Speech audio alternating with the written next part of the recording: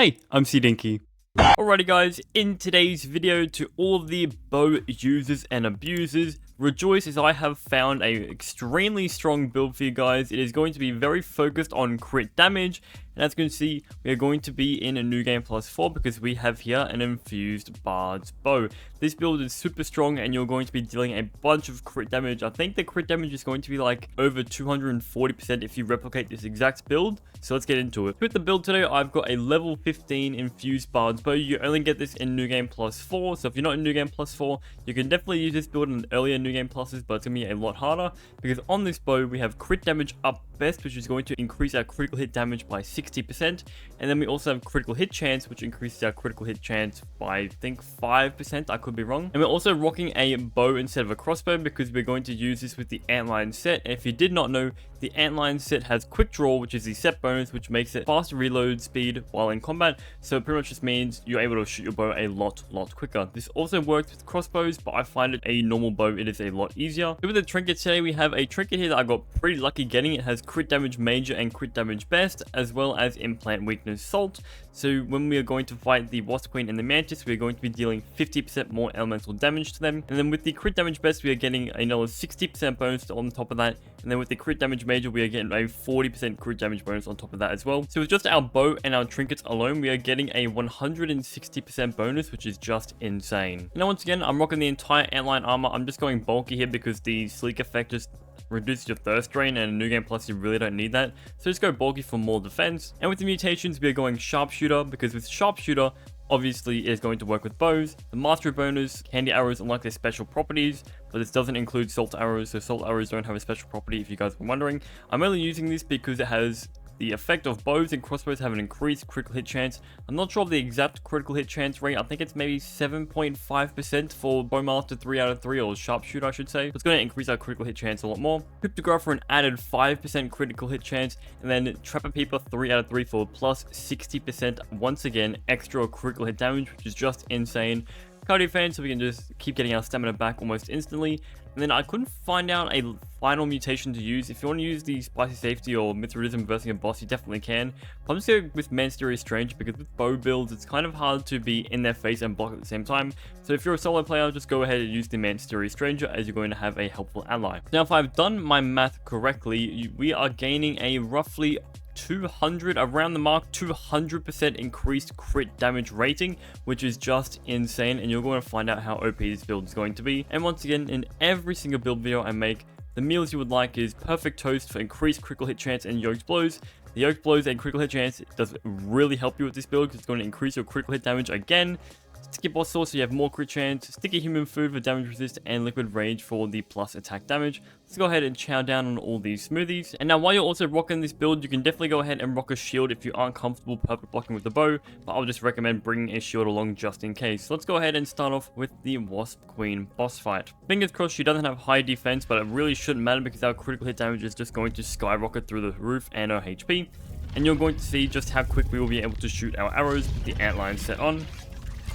As you can see, that's just one crit, and just a few shots in, I think we're about 4 shots, 5 shots, 6 shots in, you can see the amount of damage we are dealing. For some reason, she summoned in sour orbs and spicy orbs for some reason. I don't know how that happened.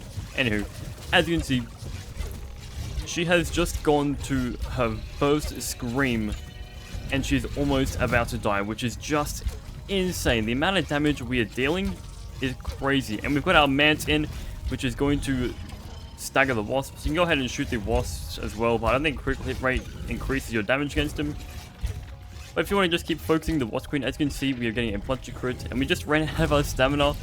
So in one full stamina bar, she's almost about to die. Let's go ahead and take out that wasp. And in just maybe a minute and a half, 2 minutes of fighting her, just like that, she is dead. New game plus number 4 on the medium difficulty.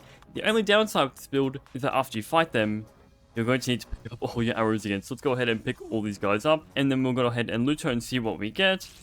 We got no infused weapons, but we got a science cone and waffle. Fantastic. Alright, let's go ahead and try this now on the Mantis boss fight. So here we are in the Mantis boss fight. We're going to go ahead and summon in the Mantis.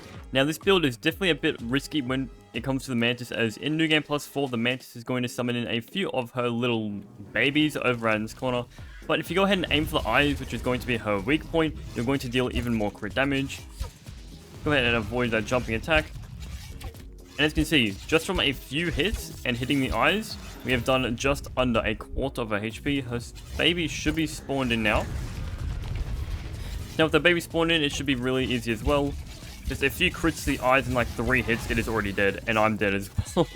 Well, let's go ahead and try that one again, because I definitely didn't expect for me getting one shot in this. But anywho, let's go ahead and fight the Mantis once again. Let's go ahead and shoot her in the eyes for that weak point. The main goal with the Mantis is shooting her in the eyes. The second she screams, you want to drop aggro and focus on the baby Mantis. We got a Mantis that should drop aggro from us for a little bit. Fingers crossed. You don't want to keep shooting at her, because then she'll summon in a baby Mantis. Like, I think a second one, which isn't the best. Go ahead. I just shot my own man. That's my fault. Go ahead and go for the baby. As you can see in just a few crits, they're going to almost kill her. The Mantis is jumping towards us now. And the baby's following, in just like 6 hits, the Mantis died, or the baby one, I should say. You can just see the amount of damage we are just dealing. It's insane. But the only bad thing is, you keep seeing just the arrows on your screen. I wish there's a way to get rid of it, but it's been about 4 years now, and we still can't. So it is what it is. Unfortunately, this baby Mantis does have a high defense, but that shouldn't be too much of an issue. As you can see, maybe about 8 shots it takes to kill her if we hit our crits on her eyes, and just like that. Extremely easy now is just going to be a 1v1 against the Mantis. Where is she? She is hiding. I'm just about to run out of stamina as well. She's jumping away again? Of course she is. Come on, Mantis, I want to fight you. If you want to focus on the eyes... I almost died from that. That was very scary. You want to keep focusing her eyes. What is she doing? Okay, she's going to die here. Yeah, just keep focusing on the eyes.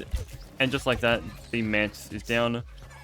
Not too many casualties. We got hit maybe, I think, we only got hit by the screams, which was actually pretty decent. So there we have it. Let's go ahead and loot her. Get some infused weapons, hopefully. We got nothing. We're in New Game 4.